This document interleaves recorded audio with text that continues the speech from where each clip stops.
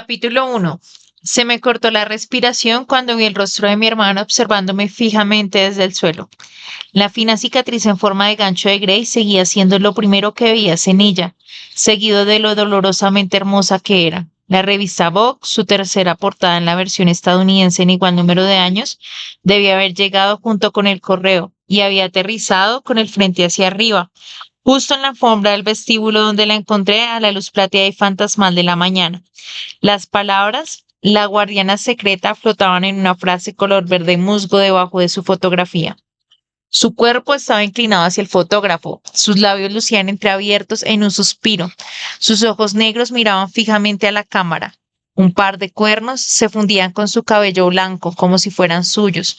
Por un breve y hechizado momento pensé que ella se encontraba en verdad ahí, en carne y hueso.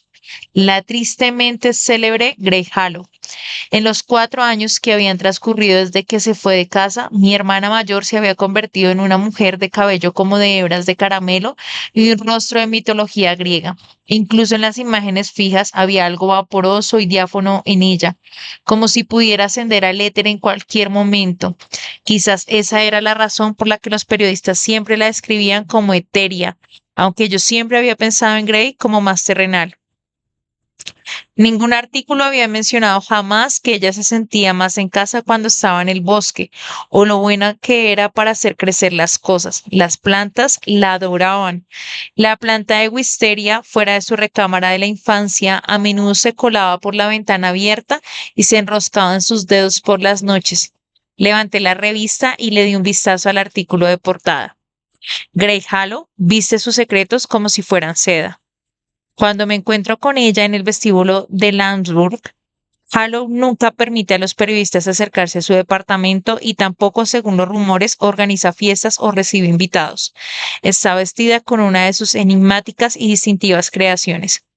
Piensa en laboriosos bordados, cientos de cuentas, hilos de oro y un tul tan ligero que flota como si estuviera hecho de humo. Los diseños de alta costura de Halo han sido descritos como un cuento de hadas que se encuentra con una pesadilla al interior de un sueño febril. Los vestidos gotean hojas y pétalos en descomposición. Sus modelos de pasarela llevan cuernos sacados de cadáveres de ciervo y pieles de ratones degollados. Y ella insiste en ahumar sus telas en madera antes de cortarlas, de manera que sus desfiles tienen un aroma a incendio forestal. Las creaciones de Halo son hermosas y descendentes y extrañas, pero es la naturaleza clandestina de sus piezas lo que, lo que las ha hecho tan famosas rápidamente. Hay mensajes secretos cosidos a mano en el forro de cada uno de sus vestidos, pero eso no es todo. Varias celebridades han informado que han encontrado trozos de papel enrollado en sus corpiños o fragmentos de hueso de animales grabados junto a las piedras preciosas o símbolos rúnicos pintados con tinta invisible, o minúsculos frascos de perfume que se quiebran cual barritas luminosas cuando la persona se mueve liberando la embriagadora esencia que lleva el nombre de Halo. Las imágenes que aparecen en sus bordados son extrañas, en ocasiones perturbadoras. Piensa en flores empalmadas y minotauros esqueléticos con los rostros desprovistos de carne. Al igual que su creadora, cada pieza es un rompecabezas que pide ser resuelto. Detuve la lectura ahí porque sabía lo que decía el resto del artículo. Sabía que hablaría de eso que nos sucedió cuando éramos niñas, eso que ninguna de nosotras podía recordar. Sabía que hablaría de mi padre, de la manera en que murió. Pasé los dedos por la cicatriz en mi cuello, la misma cicatriz en forma de media luna que compartía con Gray, con Vivi. La cicatriz que ninguna de nosotras podía recordar cómo obtuvimos. Llevé la revista a mi habitación y la deslicé debajo de mi almohada para que mi madre no la encontrara y no la quemara en el fregadero de la cocina como había hecho con la última. Antes de salir, abrí la aplicación FinFriends en mi teléfono y comprobé que estuviera activa y transmitiendo mi ubicación en tiempo real. Era un requerimiento de mis salidas cotidianas a correr que mi madre pudiera seguir mi pequeño avatar naranja mientras se movía de arriba abajo a través de Hampstead Head. De hecho, era un requisito si quería salir de casa para cualquier cosa que mi madre pudiera seguir mi pequeño avatar naranja mientras se movía de arriba a abajo a través de donde fuera. El avatar de Kate todavía rondaba por el sur en el Royal Free Hospital, dado que su turno de enfermería en la sala de urgencias se había prolongado como de costumbre por las horas extras. Y estoy saliendo en este momento, le escribí en un mensaje. De acuerdo, te estaré vigilando, respondió ella de inmediato. Envíame un mensaje cuando estés a salvo, de regreso en casa. Me interné en el frío, Me interné en el frío invernal previo al amanecer. Vivíamos en una casa alta y puntiaguda, cubierta de estuco blanco y envuelta en vitrales que me recordaban a las alas de una libélula. Los restos de la noche todavía se aferraban a los aleros y se acumulaban en los charcos bajo el árbol de nuestro patio. No era el tipo de lugar que una madre soltera con salario de enfermera pudiera permitirse, pero había pertenecido a los padres de mi madre, quienes murieron en un accidente automovilístico cuando ella estaba embarazada de Gray. Ellos la habían comprado al inicio de su matrimonio durante la Segunda Guerra Mundial, cuando los precios de las propiedades en Londres se habían desplomado a causa del Blitz. Eran apenas unos adolescentes en ese tiempo, un poco mayores de lo que yo soy ahora. La casa alguna vez había sido majestuosa, pero se había ajado y hundido con el tiempo. En mi vieja foto favorita del lugar, tomada en la cocina en algún momento de los años 70, la habitación estaba llena de una perezosa luz solar, del tipo que se extiende por horas durante los meses de verano y se pega a las copas de los árboles en forma de halos dorados. Mi abuela estaba mirando de reojo a la cámara, mientras un caleidoscopio de color verde brillante se proyectaba sobre su piel desde un vitral que ya entonces estaba roto.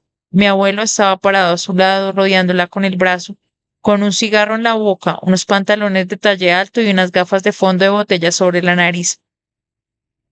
El aire parecía cálido y nublado, y mis abuelos estaban sonriendo. Estaban tranquilos, relajados. Si no conocieras su historia, podrías pensar que eran felices. De los 4 embarazos que llevó a término, mi abuela solo había dado a luz a una hija viva, cuando ya era bastante mayor. Mi madre, Kate. Las habitaciones de esta casa, que habían sido destinadas a los niños, se habían quedado vacías, y mis abuelos no vivieron lo suficiente para ver a ninguna de sus nietas nacer. Hay cosas en cada familia de las que no se habla. Historias que conoces sin saber en realidad cómo las conoces.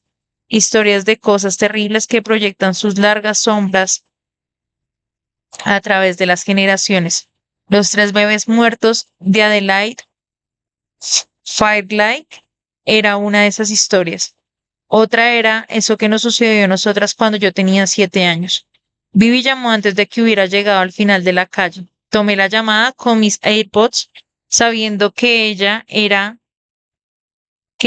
sabiendo que ella era sin siquiera mirar la pantalla. ¡Ey! Exclamé. Te levantaste temprano, ni siquiera debe ser la hora del almuerzo en Budapest todavía. Ajá, la voz de Vivi sonaba apagada, distraída. ¿Qué estás haciendo? Salí a correr, ya sabes.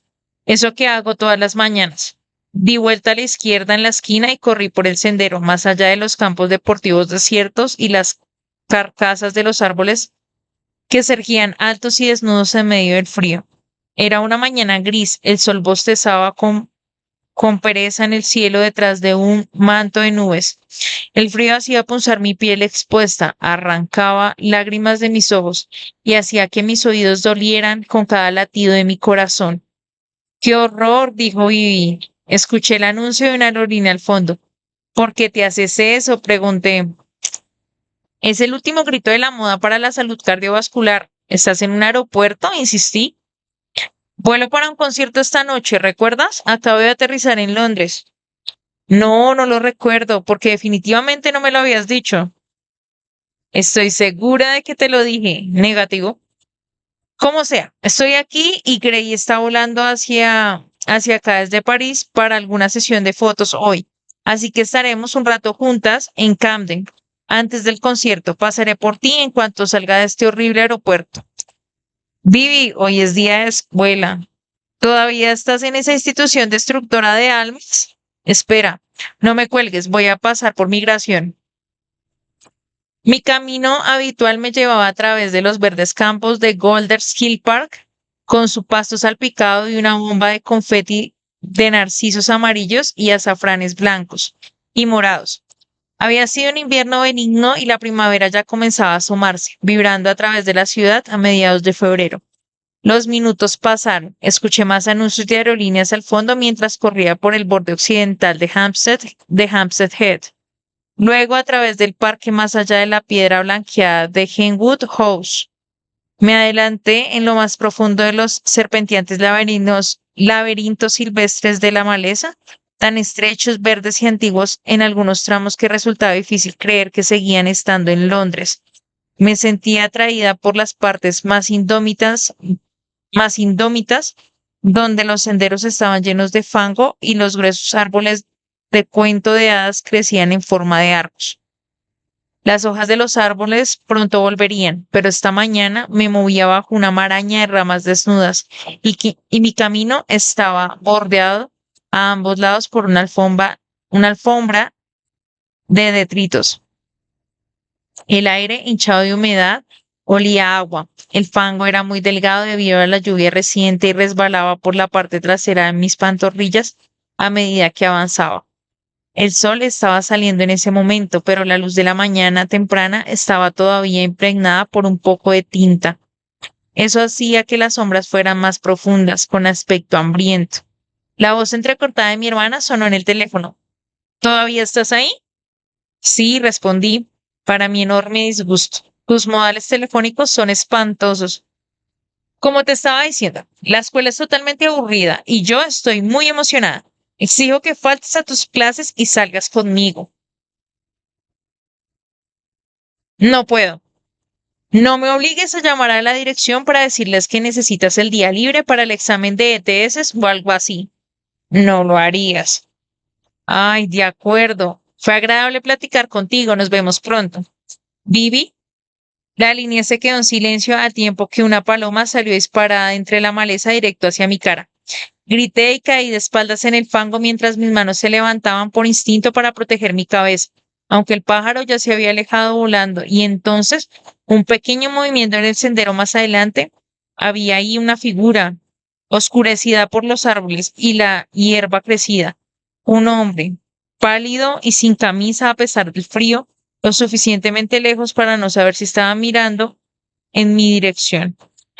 Desde esta distancia a la luz plomiza parecía como si llevara una calavera con cuernos sobre su cabeza. Pensé en mi hermana en la portada de Vogue, en los cuernos que sus modelos llevaban en las pasarelas, en las bestias que ella bordaban sus vestidos de seda. Respiré profundamente varias veces y me mantuve sentada en el fango sin saber si el hombre me había visto o no, pero él no se movió. Una brisa me refrescó la frente, llevándose el olor del humo del bosque y el hedor húmedo y agreste de algo salvaje. Yo conocía ese olor, pero no podía recordar lo que significaba. Me puse de pie rápidamente y corrí con fuerza de regreso por donde había llegado, con mi sangre ardiente circulando veloz, mis pies resbalando, las visiones de un monstruo atrapando mi cola de caballo, repitiéndose dentro de mi cabeza.